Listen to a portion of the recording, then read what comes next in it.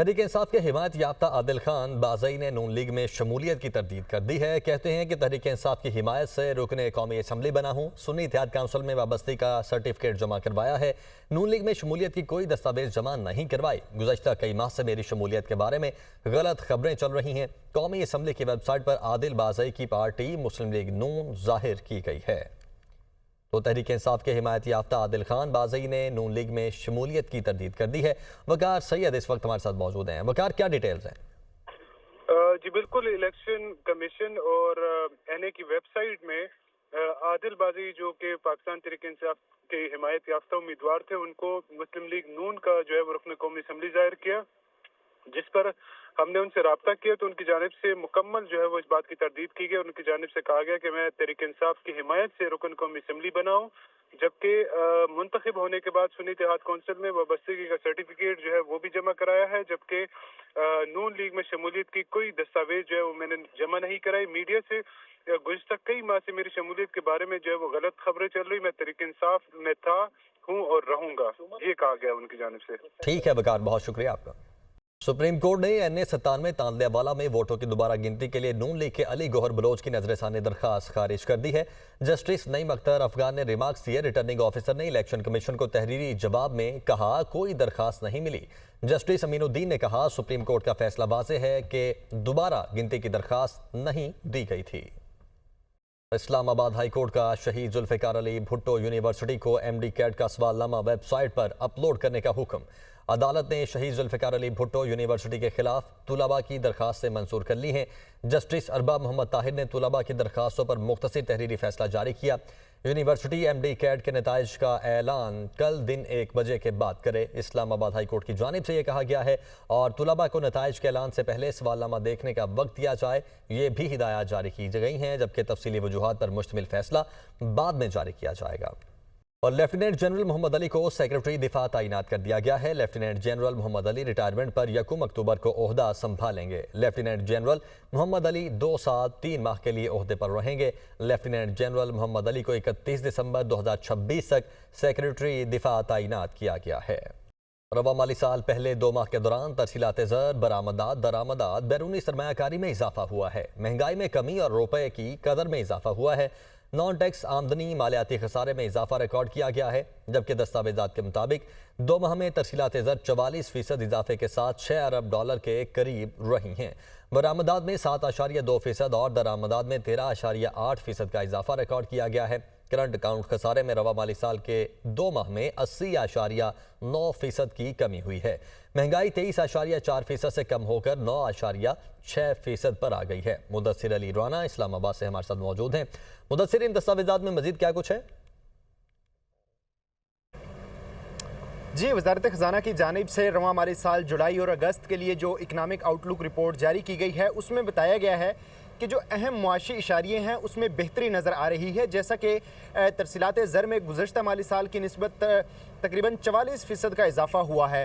रवा माली साल के पहले जो 2 माह हैं, जुलाई और अगस्त के दौरान, इन दोनों मंथ में माहाना 3-3 अरब डॉलर की तरसीलात ज़र मौसूल हुई हैं, और जो रवा माली साल के लिए तरसीलात ज़र का हदफ रखा गया है 32 अरब डॉलर, अगर यही ट्रेंड बरकरार रहा तो आसानी इसको हासिल कर लिया जाएगा। वज़ारत ख़ज़ाना की जानिब से जो दूसरी अहम इंडिकेशन दी गई है कि सितंबर और अक्टूबर के दौरान महंगाई की शरह में मज़ीद कमी आएगी। जैसा कि महंगाई की शरह तकरीबन गुज़श्ता माली साल 23 से 24% के दरमियान थी, इस वक्त महंगाई की शरह 10 से 11% है। लेकिन वज़ारत ख़ज़ाना की जानिब से जो इकनॉमिक आउटलुक रिपोर्ट जारी की गई है उसमें बताया गया है कि सितंबर और अक्टूबर के दौरान महंगाई की शरह मज़ीद कम होकर 8 से 9% सिंगल डिजिट पर आ जाएगी। वज़ारत ख़ज़ाना की जानिब से जो रिपोर्ट जारी की गई है उसमें यह भी बताया गया है कि रवा माली साल के पहले 2 माह के दौरान बरामदात में भी इजाफा हुआ है और दरामदात में भी इजाफा हुआ है। करंट अकाउंट खसारे को कंट्रोल करने में वज़ारत ख़ज़ाना की जानिब से जो बताया गया है कि तकरीबन 80% तक करंट अकाउंट खसारा कंट्रोल कर लिया गया है और अब करंट अकाउंट खसारा सरप्लस जा रहा है।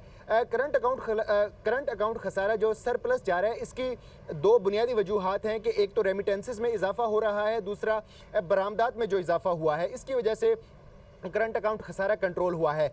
लेकिन वजारत खजाना की जानिब से जो रिपोर्ट जारी की गई है उसमें यह भी बताया गया है कि दरामदात में भी तकरीबन 2 माह के दौरान 13% का इजाफा रिकॉर्ड किया गया है।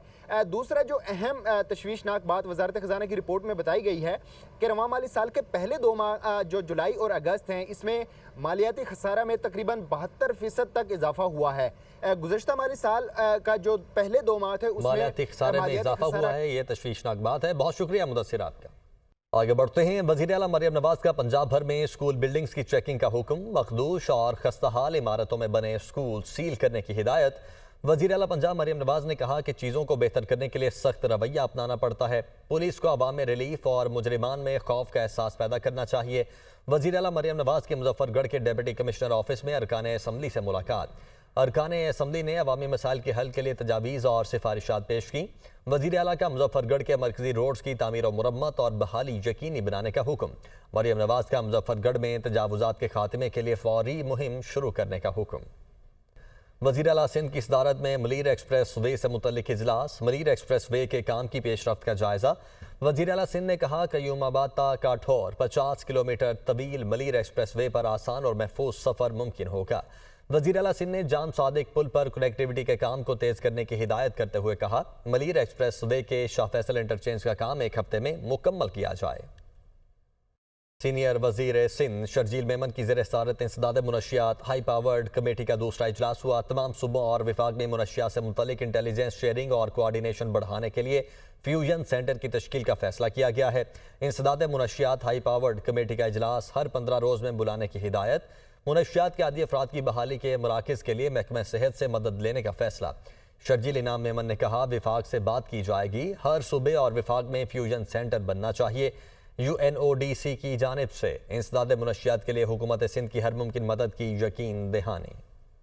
आगे बढ़ते हैं। इदारा शुमारियत ने महंगाई से मुतल्लिक हफ्तावार रिपोर्ट जारी कर दी है। सालाना बुनियादों पर हफ्तावार महंगाई की शरह 12.8% रिकॉर्ड। एक हफ्ते के दौरान 16 अशिया महंगी और 9 की कीमतों में कमी हुई है। हालिया हफ्ते के दौरान टमाटर की फ़ी किलो कीमत में औसतन 7 रुपये का इजाफा हुआ है। गुज़श्ता हफ्ते प्याज की फ़ी किलो कीमत औसतन 8 रुपये तक बढ़ गई है और एक हफ्ते में दाल चना फ़ी किलो 4 रुपये तक महंगी हुई है। चिकन, चावल, गोश्त, घी, लहसुन महंगी होने वाली अशिया में शामिल हैं। एक हफ्ते के दौरान दाल माश फ़ी किलो 10 रुपये तक सस्ती हुई है। पाकिस्तान स्टॉक एक्सचेंज में उतार चढ़ाव। 100 इंडेक्स कारोबार के इख्तिताम पर 365 पॉइंट्स कमी से 81,292 पॉइंट्स की सतह पर बंद हुआ। स्टेट बैंक के मुताबिक इंटरबैंक में अमरीकी डॉलर 5 पैसे सस्ता होकर 277.64 रुपये पर बंद हुआ। अली मेहदी हमारे साथ मौजूद हैं। अली, बताइएगा आज की फ्लक्चुएशंस क्या रहीं? जी बिल्कुल, पाकिस्तान स्टॉक एक्सचेंज में आज जो है खासा उतार चढ़ाव देखा गया और सितंबर के मुस्तकबिल के सौदों का लास्ट वीक होने के बायस लिक्विडिटी के मसाइल से निपटने के लिए सरमायाकारों को फ़रोग को तरजीह दी गई है और प्रॉफिट टेकिंग भी मार्केट में आज नज़र आई है। गुज़िश्ता दिनों जो मार्केट में रिकवरी आई थी उसके बाद शॉर्ट करेक्शन आज मार्केट में देखी गई है। 360 पॉइंट्स के बैंड में इंडेक्स ने आज मूव किया है और 81,842 का आज मार्केट में हाई लेवल भी देखा गया था।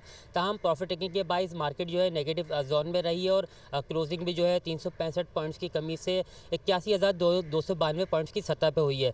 मार्केट में आज वॉल्यूम्स भी कुछ कम रहे हैं। 33 करोड़ 79 लाख हिस्से के सौदे 12 अरब 88 करोड़ रुपए में तय हुए हैं। इंटरबैंक की अगर हम बात करें तो डॉलर की कदर में पाकिस्तान को IMF से कर्ज मिलने के बाद जो है कुछ कमी देखी जा रही है। आज ही 5 पैसे की कमी हुई और डॉलर जो है 277.64 रुपये का इंटरबैंक मार्केट में हो गया है।